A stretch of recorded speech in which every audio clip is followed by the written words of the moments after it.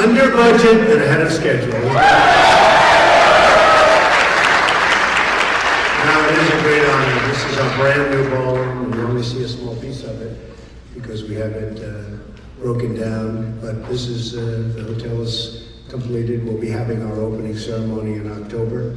And it's going to be something very special. It's such an honor to have our first event. This is our first event. It's such an honor to have our first event for Medal of Honor winners. I mean, they are the honors. And to get so many endorsements from the Medal of Honor winners is incredible, and I look forward to spending a lot of time.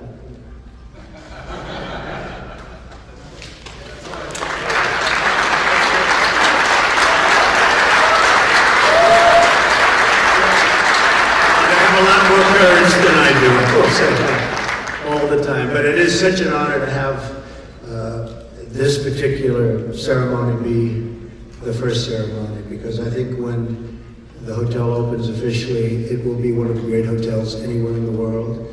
And I want to thank the GSA General Services. They have been spectacular. These are spectacular people. These are tremendously talented people. All of the workers, all of the construction folks, all of the managers, the hotel staff. Amazing how good our country can do when we want to do it. But we have put in tremendous amounts of work and energy and money. And I really believe, I said this will be the best hotel in Washington. I think it may be one of the great hotels anywhere in the world. That's the way it goes on. So really honored that this is our first event. So I'm pleased to be here this morning with two Medal of Honor recipients and the Six Flags, okay? Six Flag and general officers. We have a tremendous amount of talent here, a lot of generals. And General Kellogg, General Flynn, we have just, the room is stacked with generals and talented people and leaders. I love leaders. The great people represent 120 flag and general officer endorsements. 120. And that number is going up very rapidly. And now 17 Medal of Honor recipients. In addition, it's a tremendous amount of very, very brave people. In addition, I'm honored to be joined by the many veterans that are supporting us all throughout the room. Thank you very much for being here.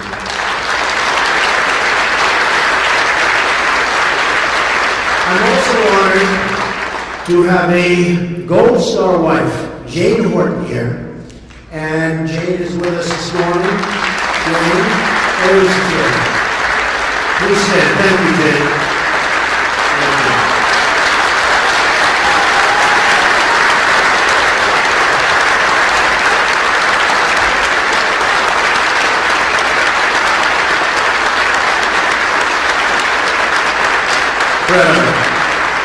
Jane lost her husband, Specialist Chris Horton, in Afghanistan on September 9th, 2011. And Jane, it's such an honor to have you here. And I hear so many things about Chris, and he was a winner. And thank you very much on behalf of the country. Thank you. It's incredibly humbling to be in the company of these real and true heroes. I have the privilege to introduce our first Medal of Honor recipient, Mike Thornton. Mike is a retired United States Navy SEAL, a tough cookie, and a recipient of the United States military's highest decoration, the Medal of Honor, for his actions in Vietnam, the Vietnam War. In addition, he is the recipient of a Silver Star, 3 Bronze Stars, and a Purple Heart. I'm proud to have him on my team. Such a great honor for me. And also fellow recipient Bob Patterson, who likewise has the Medal of Honor, who is also here. We have 17 Medal of Honor recipients, and they've all endorsed me for President of the United States. And I have been endorsed by generals, and many of the generals have become very good friends of mine.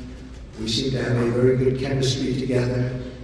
But even the generals admit there is something very special about Medal of Honor recipients. So, Mike, if I might ask you to just say hello, come up, say a couple of words, and thank you very much for being here. Anyways, now stop. Don't even know that.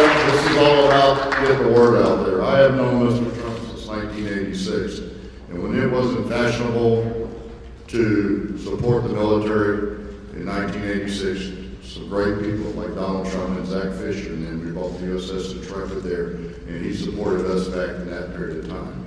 You know, ladies and gentlemen, the medal I wear so proudly around my neck, I do not deserve the medal, never will feel I deserve the medal, but it belongs to every man and woman who's ever served our great nation of America. Because, ladies and gentlemen, freedom is not free.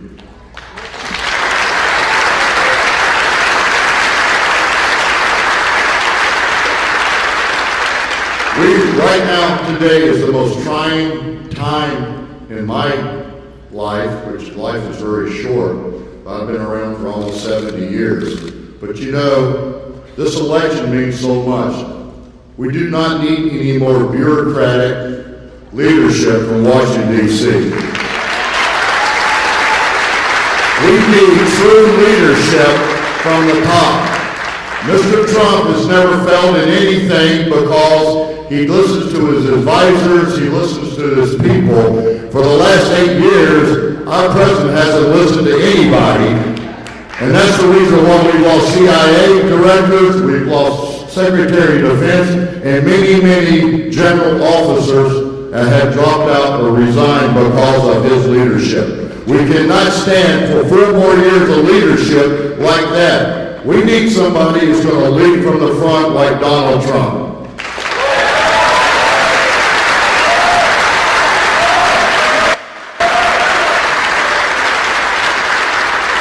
So thank you very much for having us here. God bless you, God bless America, and God bless Donald Trump.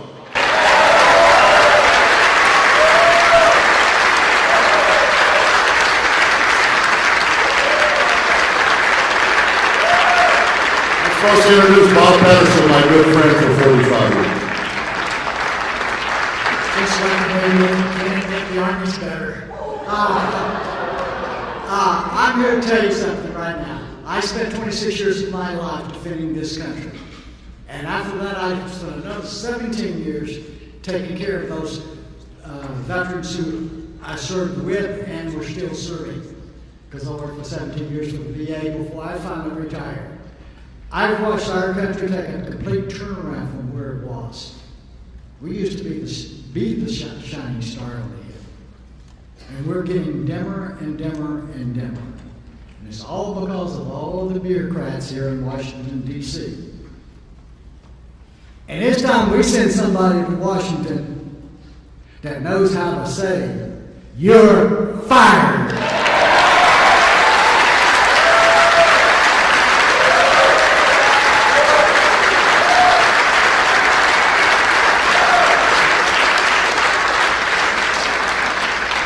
The gentleman I'm going to introduce is Major General Zapata. He is the CEO and President of the United States Mexican Chamber of Commerce based here in Washington, D.C.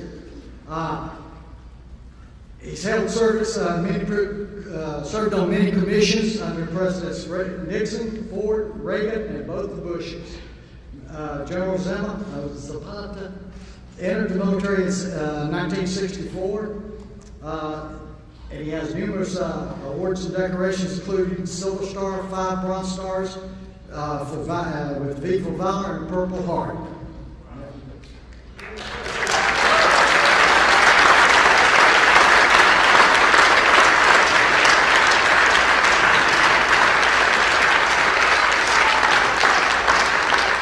What Bob just did to me, he made me older than anybody else. Mr. Trump, thank God for you.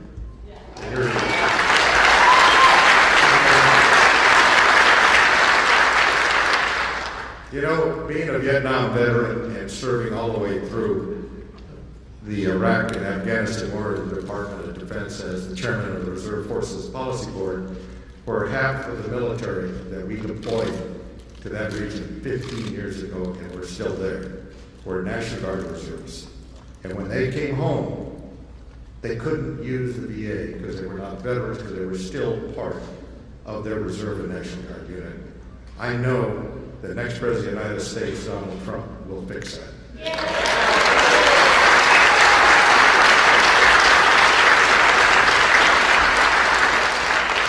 I also would like to say, deplorables are also deployables.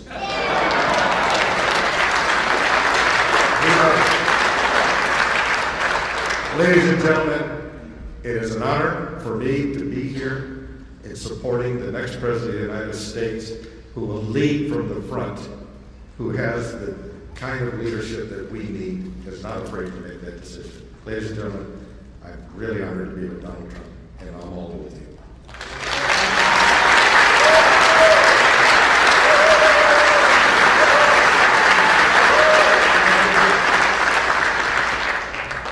I actually probably did this on purpose because this next fellow is really a personal friend, and I have immense respect for him. He won his Silver Star in Korea when the North Koreans tried to take over our location there in the DMZ.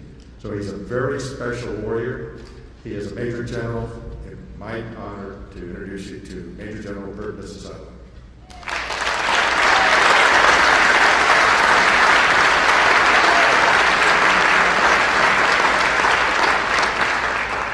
Thank you, Al, and we do go way back. But I don't really go back to the Korean War, but that's indeed where I award the Silver Star. After 40 years of serving this nation in uniform and 4 combat deployments, I've become convinced that our nation needs a multidisciplinary interagency approach to defeat our enemies and to secure the long-term fruits of victory. In essence, what we need is some fresh thinking, innovative approaches, and strong leadership. It's been my privilege to have spent some quality time with Mr. Trump on and off the campaign trail over the past few months. And I have been extremely impressed with this gentleman's stamina. And if any of you were privy to his schedule, you would be totally amazed at what he has been able to do.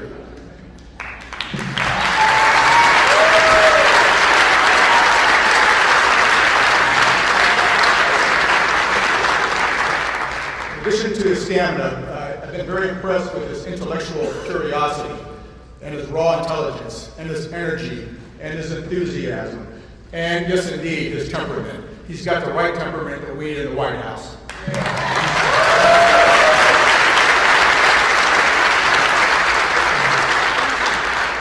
But the thing that I've been most impressed with is his absolute love for the men and women in uniform and the support he's going to give them from the White House.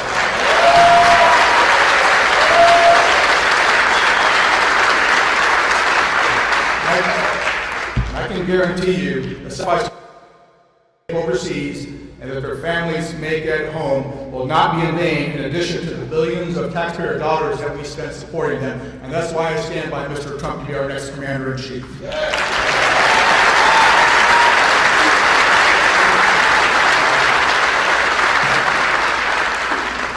Now it's my pleasure to introduce fellow comrade at arms, Admiral Don Warren. He's a Naval Academy graduate in the class of '74. He commanded a guided missile frigate, a destroyer squadron. He was an executive assistant to our naval commander of Naval Forces Europe, and he ended a brilliant career as a deputy director for strategic plans and policy, and he covered Russia, Africa, and NATO. So, my pleasure.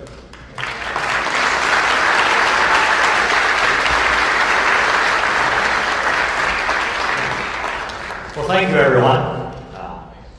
We are a group of national security professionals who dedicated our lives to the security of our nation, as deplorable as we are. We are not a political group, but we are a national security group that has chosen to support a political candidate. The series of discussions you've all listened to Mr. Trump have deal with national security. National security is not solely about the military. It's comprised of many facets: defense, diplomacy, development, economic security, energy security, border security, cyber security, homeland security. The logical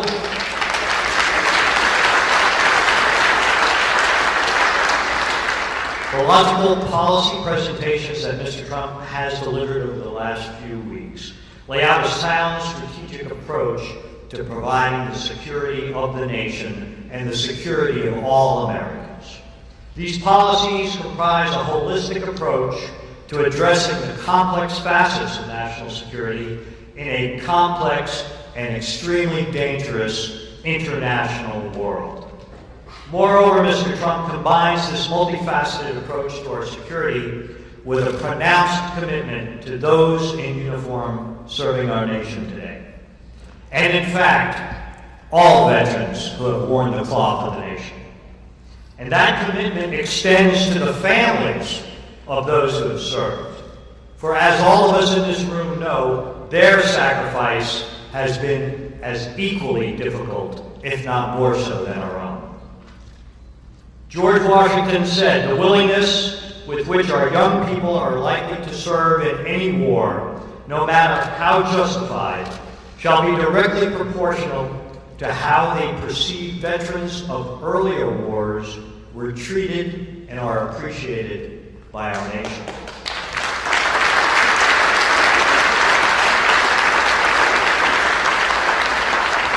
Mr. Trump has embraced those words of our first president. Mr. Trump has also shown an extreme dedication to those that have shouldered the wounds of battle in the service to our nation, and we have several of those people with us today. And he has committed himself to the words of President Abraham Lincoln, words that are emblazoned in the motto of our Department of Veterans Affairs: to care for him who shall have borne the battle and for his widow and orphan. This is why all of us here are assembled to support Donald Trump for president. We have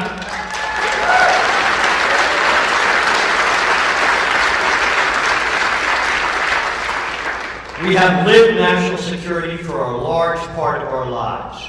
We understand how a strong economy, cooperative governance, combined with skilled diplomacy, sound energy policy, sound alliances, and a united American public, all defended by a well-trained, appropriately funded, fully committed, and technologically unsurpassed military, come together to make America strong and make the world a safer place.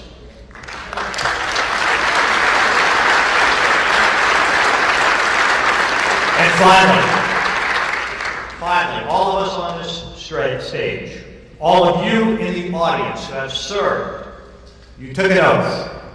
You pledged, sealed with the honor and commitment in your own lives. An oath not solely to our country, not to our flag, not to a chain of command, or not to a commander-in-chief, but an oath to a piece of paper, a piece of parchment upon which is written those ideals in which we believe, those values that define us as a nation, those very virtues that those who have served before us defended with their lives. An oath to defend the Constitution of the United States from all enemies, foreign and domestic, and to bear true faith and allegiance to that Constitution. To form a more perfect union, to establish justice, to ensure domestic tranquility, to provide for the common defense, to promote the general welfare, and to secure the blessings of liberty to ourselves and our posterity. That oath is important for all of us here today.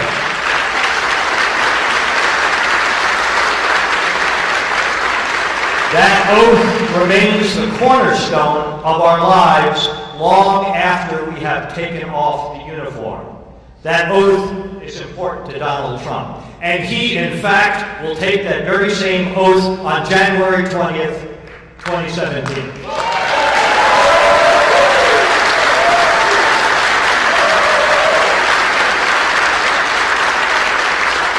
That's why we assembled in this room, along with many other veterans and their military families, all support his candidacy for President of the United States of America. Together, we will all make America great again.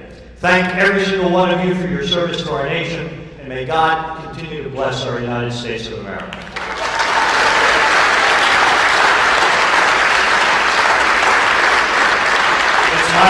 It's my pleasure now to introduce Lieutenant General Tom McInerney, a West Point graduate, but we won't hold that against him. Commissioned as second lieutenant in the Army, he then joined the Air Force, completed pilot training, and went on to a long, distinguished military career, including Assistant Vice Chief of Staff, Headquarters, U.S. Air Force. His awards are numerous, including the Distinguished Service Medal, Defense Superior Service Medal, Legion of Merit, Distinguished Flying Cross, Bronze Star. A true good American hero, Tom McInerney.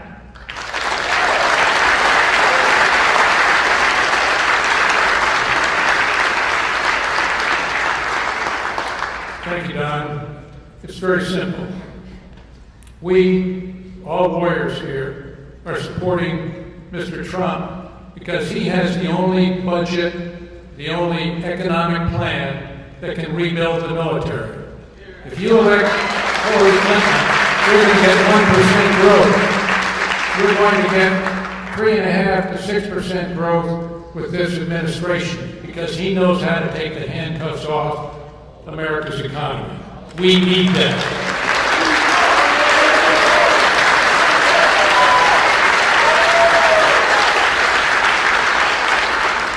Make it very clear to the American people, there is only one candidate that can rebuild the United States military and make us great again.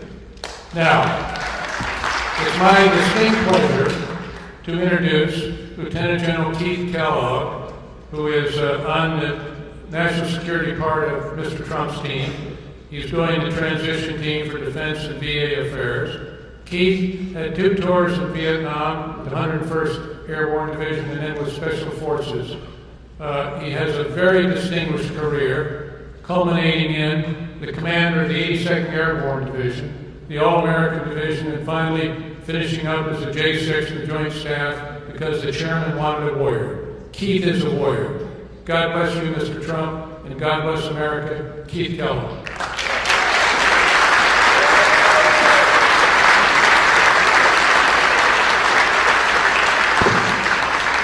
Thank you, and I'm honored to be on stage today with these great Americans, 2 Medal of Honor winners, 2 of 17 in the past week have endorsed Mr. Trump to be our Commander-in-Chief.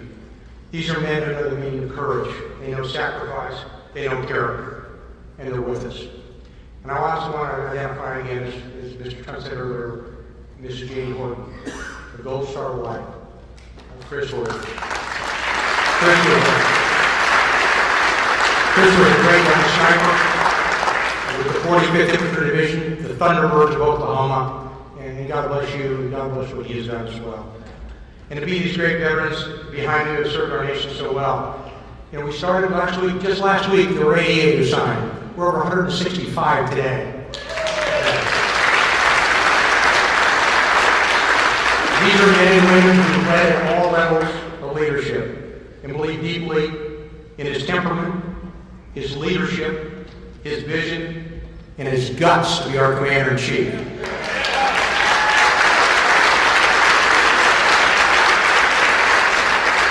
For those of you watching, let me tell you a little bit about the people who support him, the people behind me, and the people who are not here, and to the millions of Americans who hopefully are watching.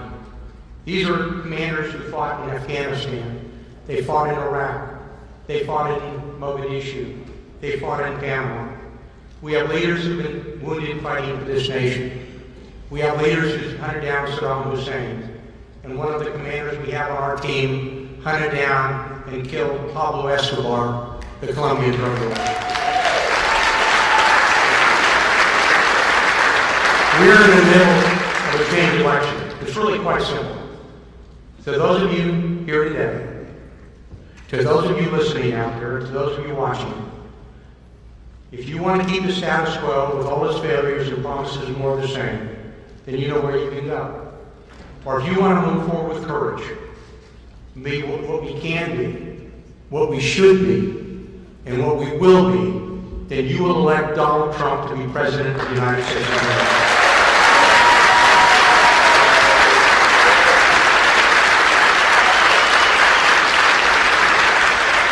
For those of you watching, join with us on this stage. Join those millions who've already stood with us in the past months to carry this man, and with him, our nation, to victory on 8 November. God bless you. Thank you.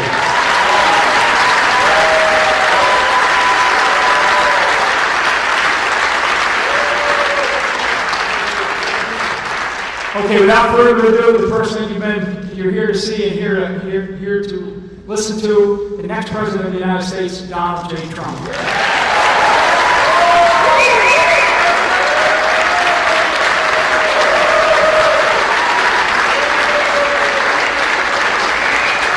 Thank you, everybody.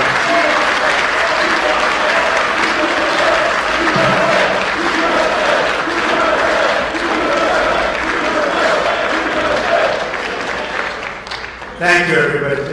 Thank you. This is such an amazing honor. And the difference is we want to all get back to work, whether it's building our military or building our country. We have to get back to work. We have a lot of work to do. We've been very much left behind. Speaking with the admirals and the generals and all of the military people, we talk about the word depletion. The military has been so badly treated in terms of its equipment and the money being spent. And this is a time where we need our military perhaps more than ever. When you look at the number of ships, you look at the number of military personnel, you look at the numbers are setting records for all-time lows. We can't have that. There's a world out there, and it's not nice to say, but there are a lot of very, very evil people heading up some potentially very strong countries. We have to be prepared. We have to keep our country so great and so strong. And that's why to have all of the support from so many generals, so many admirals, people I respect so much. They're smart, they're tough, they know what's happening. And I believe in them totally, and that's why the fact that they believe in me is one of the great honors of my life. So I want to thank everybody.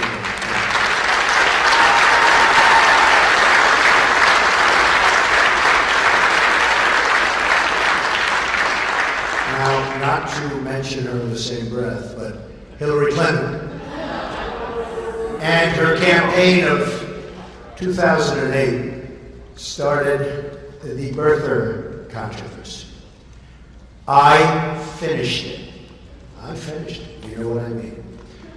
President Barack Obama was born in the United States, period. Now, we all want to get back to making America strong and great again. Thank you. Thank you.